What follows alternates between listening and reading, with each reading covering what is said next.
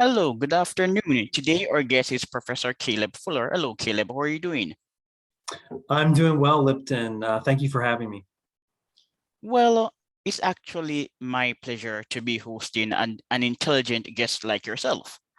So, Caleb, what do you want to talk about? Recently, you published a book.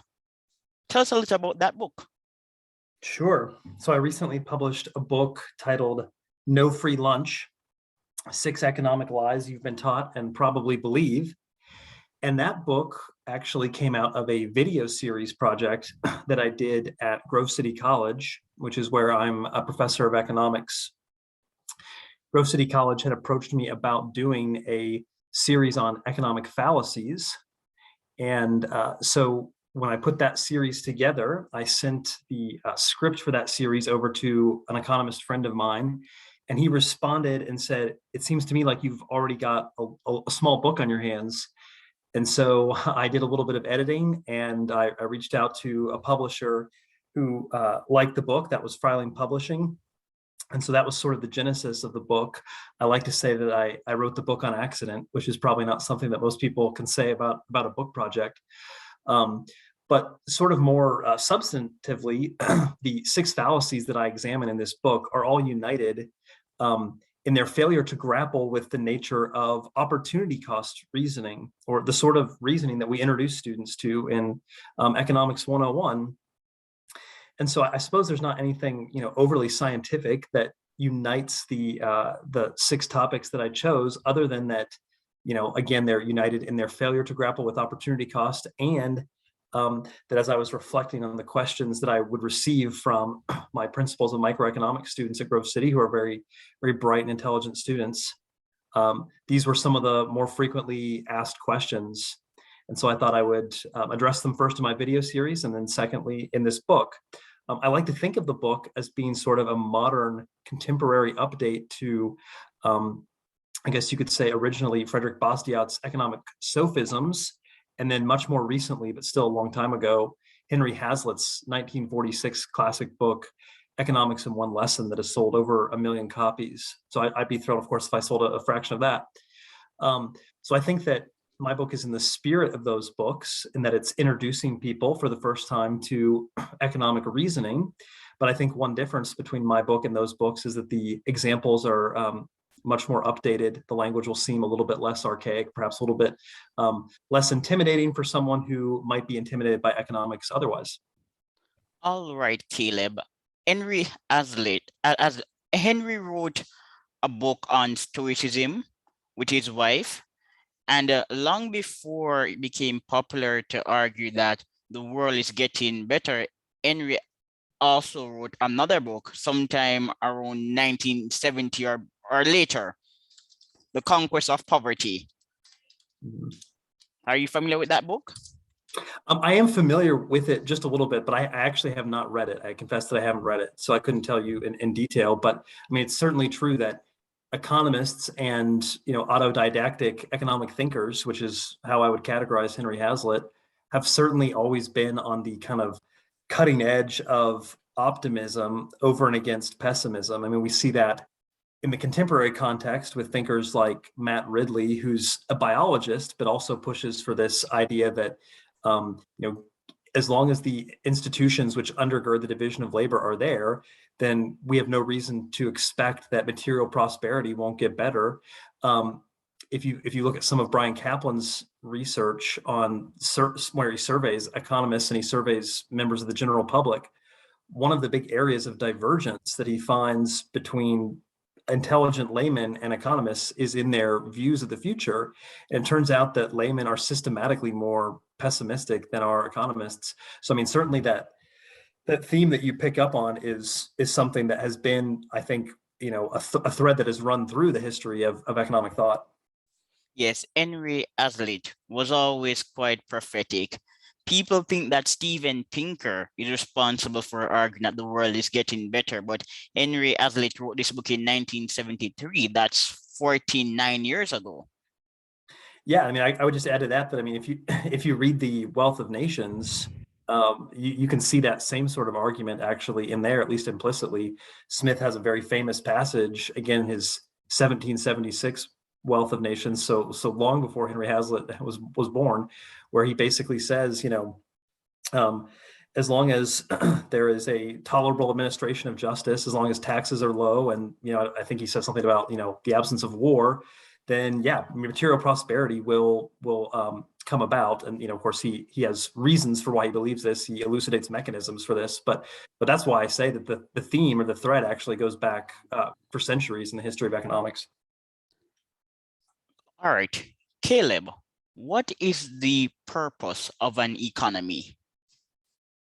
What is the purpose of an economy? Yes. Well, I would say that the purpose of an economy is to satisfy people's preferences in the lowest cost fashion that is available.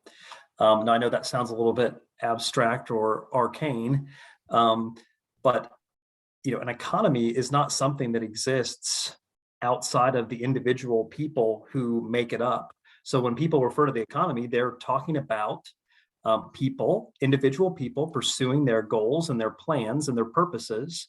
And usually those goals and plans and purposes involve, interaction with other people.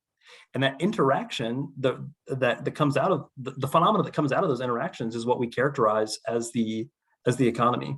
Now, one of the nice things about the market economy, which is a system based on private ownership in the factors of production as well as in consumer goods, is that the exchange relationships that exist in a market economy give rise to market prices. And those market prices, in turn, give rise to the ability for producers to calculate profits and losses. It allows for consumers, whenever they're making a purchase, to make a quick, handy comparison between what they're purchasing and what they're giving up. And they can do that because they can examine the price of the thing that they're looking to purchase. So both consumers and producers have this ready-made yardstick that comes out of the market economy in the form of market prices. And that yardstick is important because it allows, let's focus on producers for a moment, it allows producers to satisfy consumer preferences at the lowest cost. And when I say lowest cost, what I mean is it allows them to satisfy consumer preferences while giving up the least amount of other goals that we would all like to pursue. So speaking a little bit more practically for a moment, when an entrepreneur buys factors of production in anticipation of earning a profit, that subsequent earning of a profit is an indication to him that he has increased the value of society's scarce resources, that he's moved resources from where they're less highly valued to where they're more highly valued. And that profit will also act as a signal or a beacon light that attracts other entrepreneurs who would like to experience his financial success. And those profits will eventually be competed away. On the flip side of that, if he buys factors of production in anticipation of earning a profit, but he's mistaken in his conjecture, he will earn economic losses. People won't be willing to pay prices sufficient for his output that cover the cost of the factors of production. And that is an indication that this particular individual has squandered society's scarce resources. He's taken away factors of production from areas of the economy where they were more highly valued, and he has actually allocated them to an area where they are less highly valued. And so if he's going to persist in this same decision making, eventually those assets that are under his control currently are going to be reallocated away from him. You can't persist in the face of persistent losses. And so the market economy is a continuous process that's characterized by dynamism, by shuffling and reshuffling, and it rewards those entrepreneurs who are best at satisfying consumer preferences and systematically punishes those who are bad at doing so. Excellent. So Caleb, are you saying that destruction is not profit? This is the name of your first title. Yeah, that would certainly be an implication of everything that I just said. You're right that in chapter 1 of my book, No Free Lunch, the fallacy that I address is the idea that destruction is profit. If you read my book, the 6 chapter titles are the names of the fallacies, and then I spend the chapter refuting them. So this idea that destruction is profit is an old one. And the phrase actually goes back to the mid-19th century with the French economist Frederick Bastiat, who told one of the most famous parables or stories in the history of economic thought. It's sort of a thought experiment that helps us to think through economic processes. It's called the parable of the broken window, or sometimes the error that's being identified is called the broken window fallacy. And so the story that Bastiat tells is the following. He says, suppose that there is a beloved shopkeeper in some village, and then let's suppose that there's a vandal in this community who one day happens to throw a brick through our shopkeeper's window. Of course, our shopkeeper is pretty outraged. He's angry. All of his friends and his relatives in the community, they gather around him and they join in condemning this vandal who's thrown a brick through the window. And they say, hey, we'll eventually catch this guy. We'll put him in jail, or at the very least, we'll find him, and we'll make sure that bad people don't damage patrons in our community like you are. But then Bastiat says, let's imagine that there's someone else in this crowd who's a bit of a smart aleck, and he pipes up with an alternative interpretation of the day's events. And he says something like, hey, far from thinking about this vandal as a villain, we should actually lionize him. We should treat him more as a hero or a public benefactor in our community. And you think, wow, why would the smart aleck possibly say this? Does he just happen to hate this baker?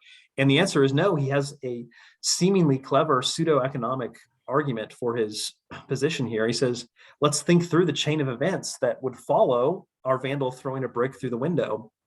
Let's think first about what our baker is going to have to do. Well, he's going to have to hire our local glassmaker to repair the window. So he's going to spend on our local glassmaker. And as a result, our local glazier's income is going to rise. And as a result of this worker's income rising, he's going to go out and he's going to buy the new suit that he's been eyeing in our local tailor's window. So he's going to spend on that suit, increasing the income of our local tailor. And so right off the bat, we've got two different people in our community whose incomes have risen. But of course, the benefits don't stop there, says the smart aleck. Our tailor can go and buy a new pair of shoes from our local cobbler. Maybe our cobbler can go and, buy a nice ring for, a piece of jewelry for his wife from our local jeweler, right? And on and on and on this goes until every person in our community has actually seen their income increase. So again, that's the sort of false view. That's the idea that destruction actually does lead to profit for this community, because we've just traced through a sequence of events in which everyone's income has gone up. Okay, now what this smart aleck is overlooking is our bedrock concept of opportunity cost, the idea that I explain in the book. And so, in a very brief nutshell, the smart aleck is forgetting to ask the following question, which is, what could our glassmaker have been doing with his scarce labor if he wasn't actually directing it toward the restoration of the baker's window? What could the tools that the baker is using, what could those tools be used to produce if they weren't having to be tied up, so to speak, in the restoration of the baker's window? We can see the activity that is the glassmaker's labor and his tools being used, but they're being used to restore the status quo, okay, just to get us back to where we were before. And so what's being foregone, or what's being sacrificed, or what's being given up in that action that we see is that our glassmaker is not, across the street helping to construct an entirely new building, an entirely new business. His tools can't be used to, create a new stained glass window at the local church or what have you, right? I mean, you can fill in the blanks for what it is that might be sacrificed here. But the point is that something is being sacrificed. Now, I think there's an even kind of cruder way to show why this is a fallacy. And that is simply to ask yourself, well, what would the policy implications be if the smart aleck's view of the situation was actually a satisfactory one, if it was economically sound? And the policy implications, there'd be several that I can think of. One is that we can make people better off by widespread destruction of property, right? Why would we need to wait for bricks to be thrown through windows? We have better technology for destruction than that. We could use a tank or a nuclear bomb or something.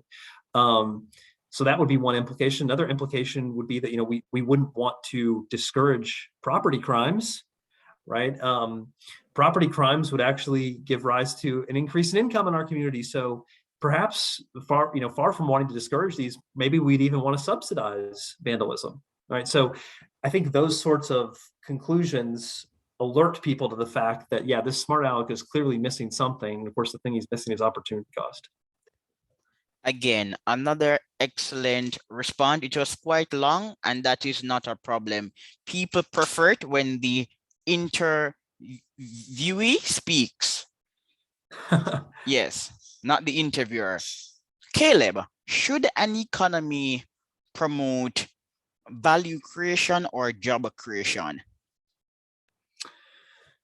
Well, I guess I would want to parse exactly what is behind your question, and I would start by saying, an economy is not an entity that has any existence independent of or over and apart from the individual people who are engaged in exchange relationships, who are consuming things in order to satisfy their wants, who are engaged in production, that is the transformation of one thing into something else that is better suited for satisfying their wants. So an economy, to kind of draw from F.A. Hayek's language, is ends independent, which is to say there's no one sitting up above the economy directing it to any particular goal or endpoint, right? It is sort of an unveiling process that is recreated anew every single day, which I think is language that I'm borrowing from Ludwig von Mises there. But if you do have a market economy, then to kind of circle back around to the question you were asking, it is going to be one that is systematically tending towards the satisfaction of the goals that people have, and in that sense, it is systematically creating value. An economy should enhance utility. Utility is created by investing in value. If we don't create value, then consumers cannot enhance their utility. So even though an economy is not a philosophical body, the purpose of an economy properly understood is to promote utility. Without utility, there can be no job. Without utility, there are no jobs. Yeah, I don't disagree fundamentally with that. And if you go back to my answer from a couple minutes ago, the way that I think of an economy or define what an economy is, I said an economy is a system that exists for the purpose of satisfying consumer preferences at the lowest possible cost. In other words, sacrificing the least amount to get the most from it. Exactly. So an economy is really about utility and value creation. People often assume that the economy should generate jobs, but we can't generate jobs if we're not creating value. If I can start a business without employing labor, I'm going to do so because value creation is not dependent on me employing labor. So we need to think more about value creation, not job creation. When we think about value creation, we will get jobs. Oh, absolutely. Yeah. So to circle back to the question that you had asked, a minute or two ago, yeah, I mean, if I were to just give a simple answer to your question, yes, an economy is about value creation. It's not about job creation. In fact, you could even say that, the most successful economy would be one where we hardly engage in any labor at all, and yet all of our ends or our goals are satisfied because labor is something that brings us disutility or dissatisfaction. And so it's something that we want to economize on. It's something that we want to get the most from by doing the least. And of course, it's true that if the purpose of an economy were to promote the creation of jobs, that is a very, very easy goal to achieve. Okay, that is a technological goal that is very easy to achieve. And one way that you could go about achieving that is to destroy the capital goods, the capital stock that our economy has accumulated over the last several hundred years, because that would actually lower the per labor amount of output that our economy is producing. And so if we wanted to consume the same amount of goods that we're currently consuming, all of us would have to engage in more labor. So people that are not currently laboring would have to enter the labor force. People that are already in the labor force would have to offer more of their labor hours in return for the same paycheck that they were getting beforehand. In fact, there's a funny or famous story that's told sort of along these lines, in which the Nobel Prize winning economist Milton Friedman was on a visit to China. I want to say it was in the 1980s, but don't quote me on this. And he's being given a tour, right? And he sees one of these giant public works projects that's being undertaken. So I think in this case, they were digging a series of canals and creating some dams there, but kind of analogous to the public works projects that happened in the United States during the 1930s. And Friedman is kind of puzzled when he notices that these workers are working with fairly primitive tools by his estimation. They're out there laboring with shovels and buckets and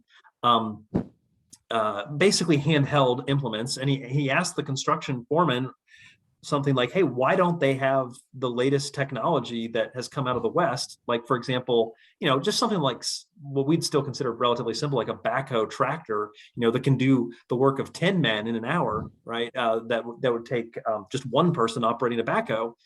And the construction foreman said, well, Dr. Friedman, you don't understand. The whole purpose of this public works project is to give jobs to the Chinese people, and so we wouldn't need as many workers if we had this capital good. And so Friedman, famously responds, and he says, "Well, if your goal is actually to create an additional number of jobs, then you wouldn't be giving them advanced capital goods like a shovel.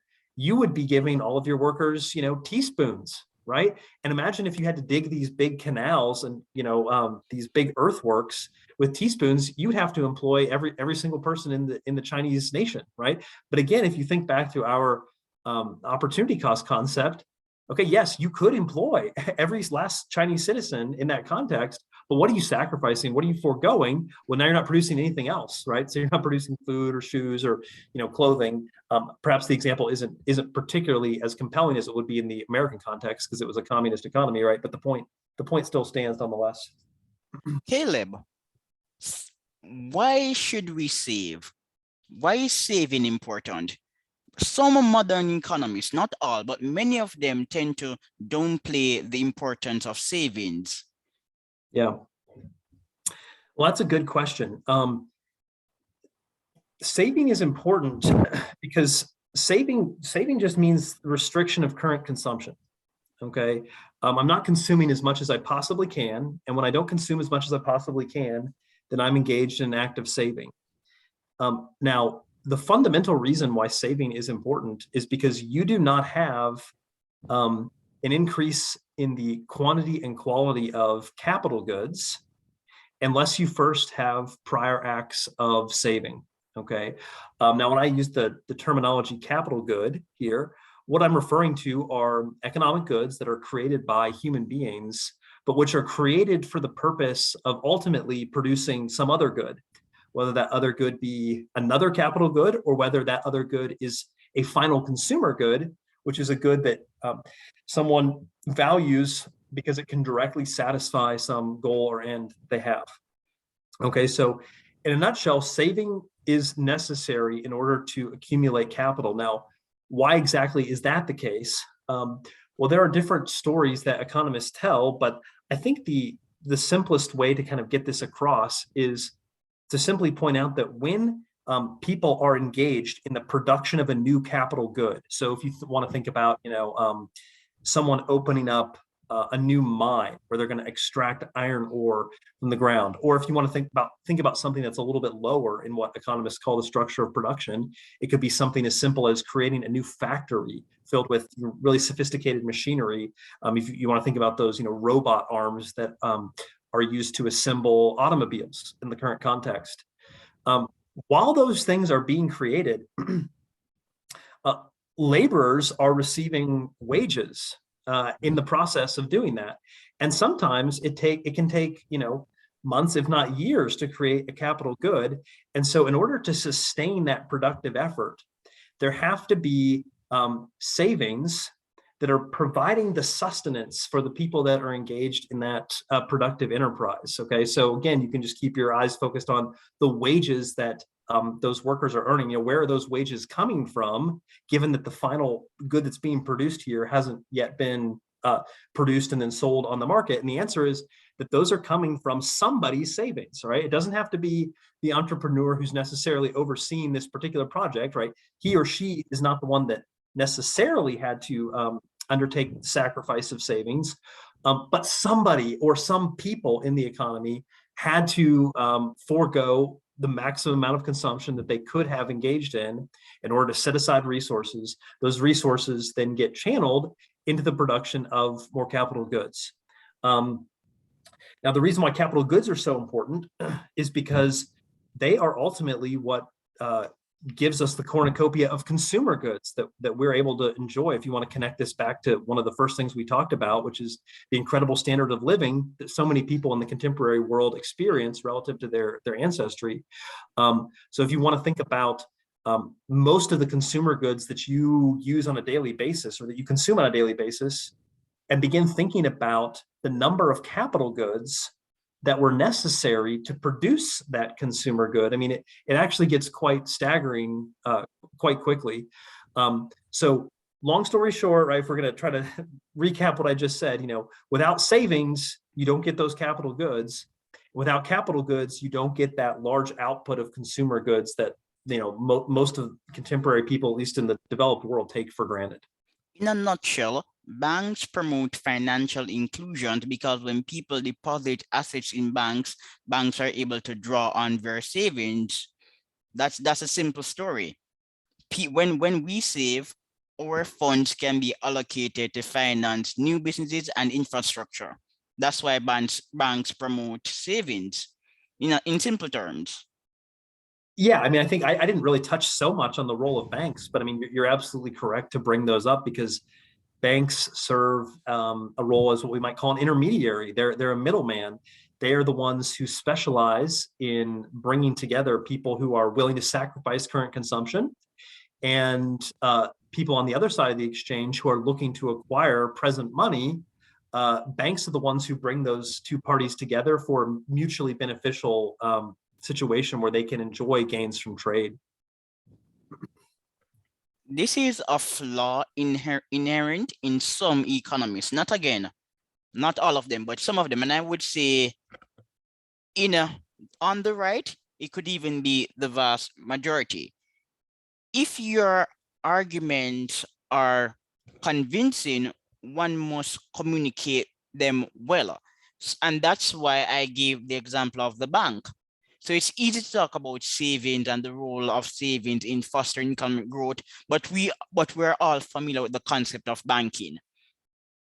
So if people like yourself and other free market economists, if your ideas are accurate, then in order to popularize them effectively, one has to change style of communication.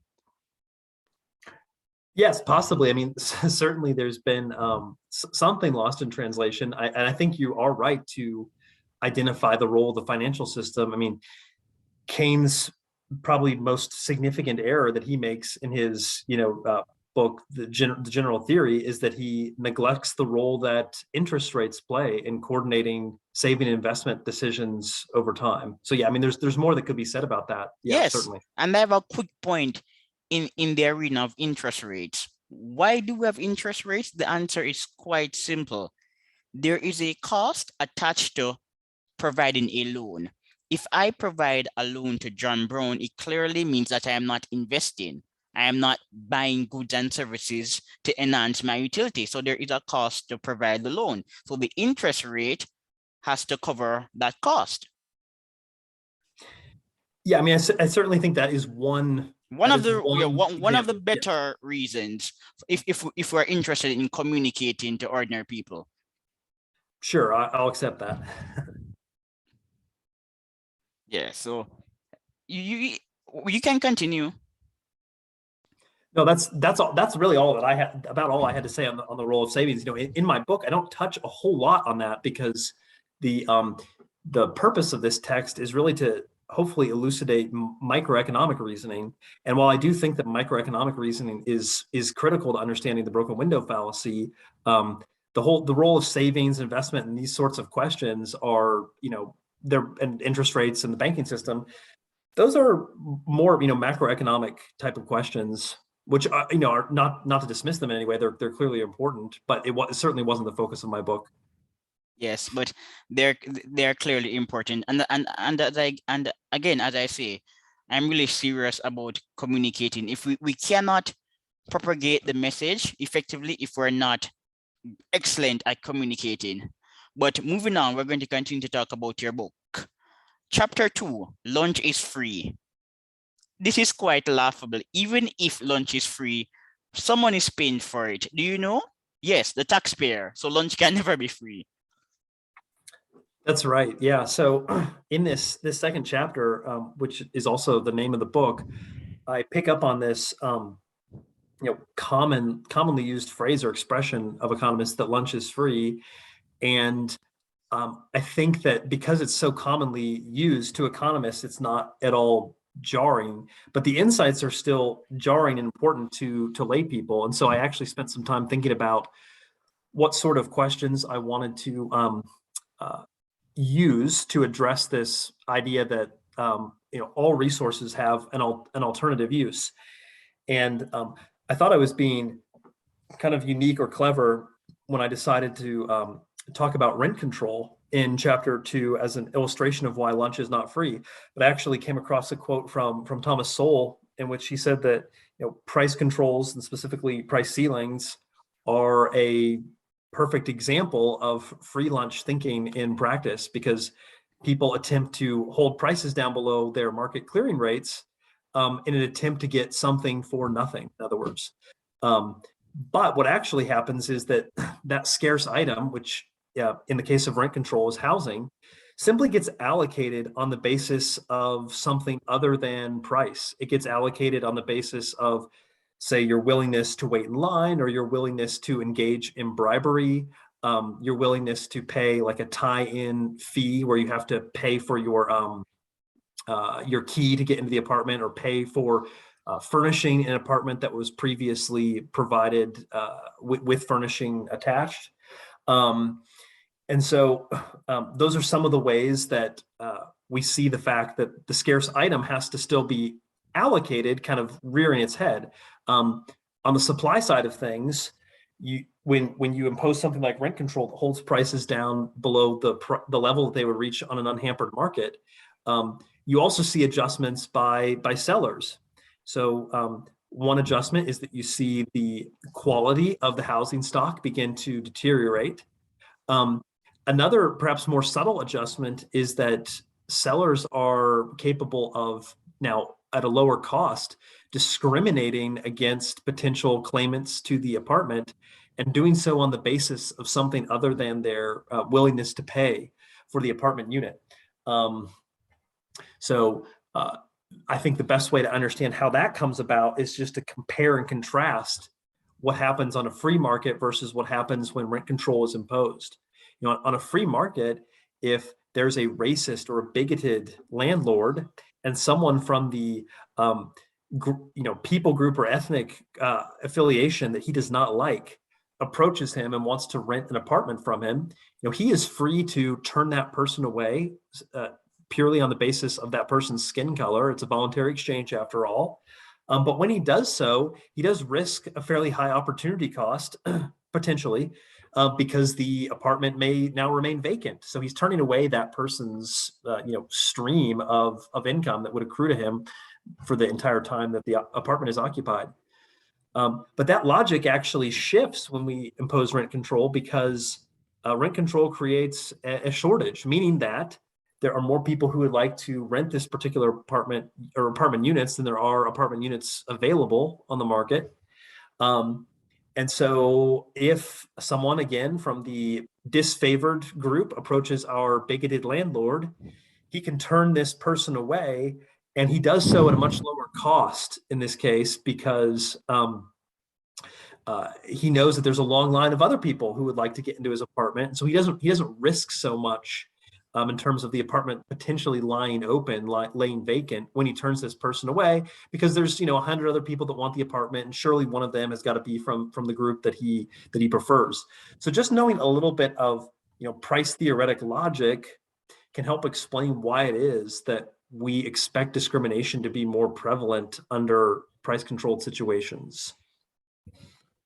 Now we're going to address chapter 3, intentions guarantee outcomes. What do you mean? Yeah, well, again, the idea that intentions guarantee outcomes is false. And it's also the case, of course, that people don't walk around proclaiming that intentions guarantee outcomes. They don't use those three words in that sequence, but they nonetheless do hold to beliefs which indicate that they implicitly buy into the idea that really what determines whether a good outcome comes about is the purity of the person's intentions who is trying to achieve the outcome. So usually this would be, a policymaker. Interestingly enough, this idea was actually explicitly held to by many thinkers in medieval times prior to the advent of economics. If you went back and you asked a medieval philosopher, a very, very smart medieval philosopher, hey, how do you analyze the king's policies? You'd probably say something like, well, virtuous kings, righteous kings, those that are serving the will of God, let's say, those kings' policies are going to be met with success. Everything they do will prosper. And wicked kings, those that are not following the law of God, right? Those kings are not going to prosper. Nothing that they do will work. Everything they touch will be ruined. All right. So they had sort of had this idea that as long as your intentions are good, that will be sufficient to guarantee outcomes. And that's why the advent of economics in the late Middle Ages was such a watershed intellectual event, because what the first economists said was, hey, irrespective of what your intentions are, if you are bumping up against ironclad economic law, so let's just take the law of demand as a good example here, your best designs, your best intentions could be foiled. And that may not be saying anything about, your own personal character, your own personal virtue, your own personal standing with the creator of the universe and so on, right? And so in this chapter 3, I give this example from the 1980s. So take it from the Middle Ages up to the late 20th century.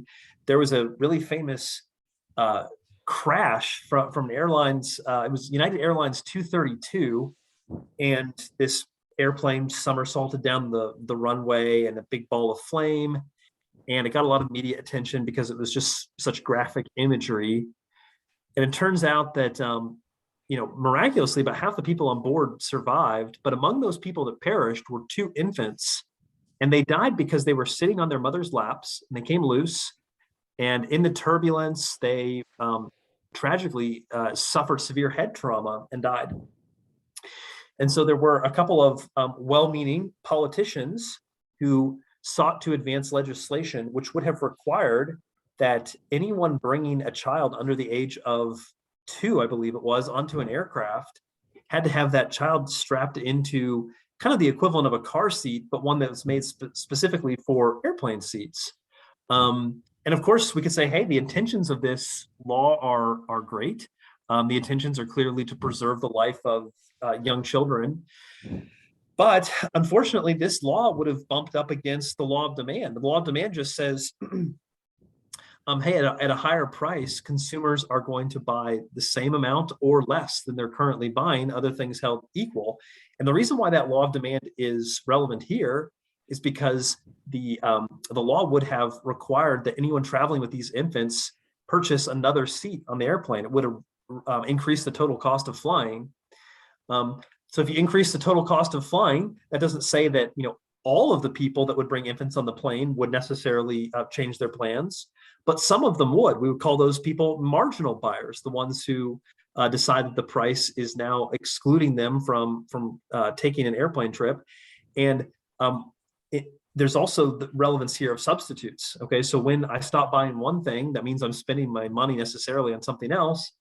And in this case, a pretty close substitute for airplane travel, at least say within the United States or within Europe, would be to take a car. And what we know about driving is that it's far more dangerous than driving is. In fact, during the 1980s, there's something like 35 times more likely to die in a car accident than you are on a plane on a mile per mile basis. Okay, so even when we adjust for the amount of distance that you're going. And so had this law actually passed, which it did not, it almost certainly would have sent a large number of people to the roads with their infants. And then those infants, some fraction of them would have perished in car accidents.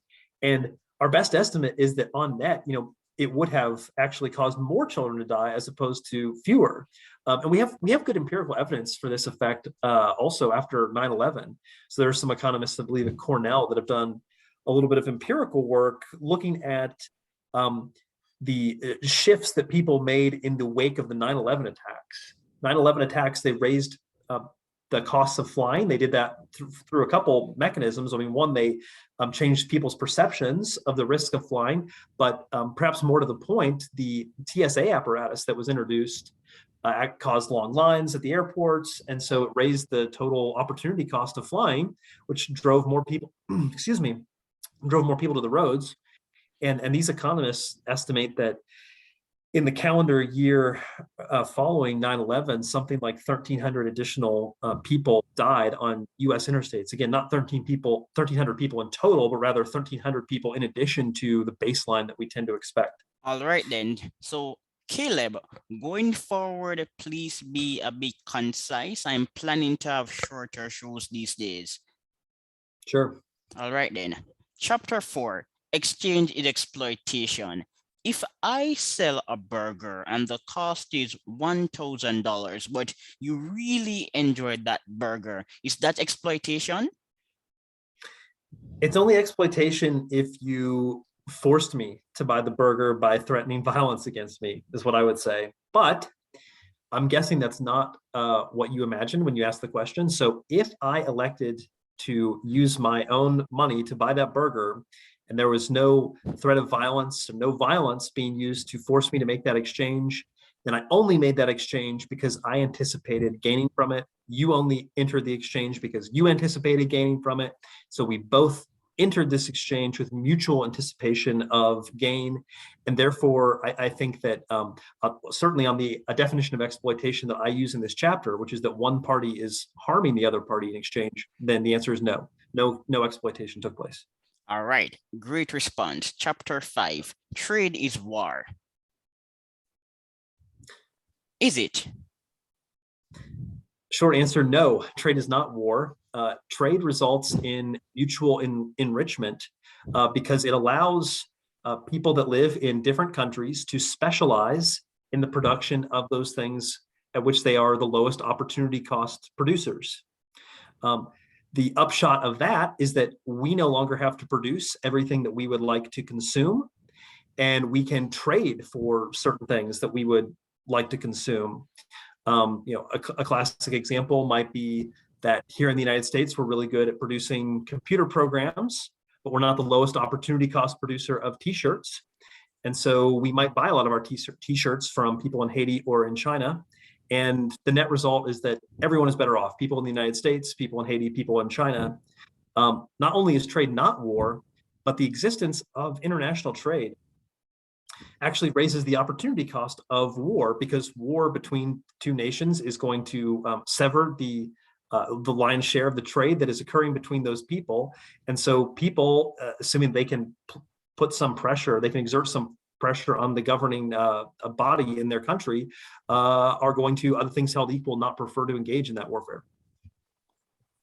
All right then. And finally, chapter 6, markets are unregulated. Are markets really unregulated, or is it that they're regulated by conventions and the price system? Yes, short answer is the latter. They are regulated by conventions and the price system. I put more emphasis in this chapter on the idea of the price system. But it's certainly false to make the claim that free markets are synonymous with unregulated markets. Regulation is just something that is a set of rewards and penalties for behaving in a certain way. And in fact, profits and losses, which are earned in market economies, perfectly fit that description.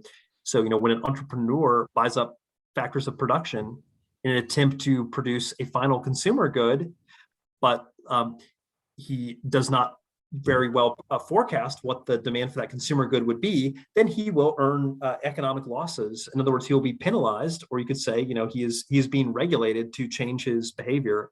If Steve Jobs had thought that really what people wanted was not an iPhone, but an iPlat, let's call it, a smartphone made entirely out of platinum, he would have found pretty quickly that he was wrong in his estimation, that he was depriving market participants of the use of platinum in other endeavors.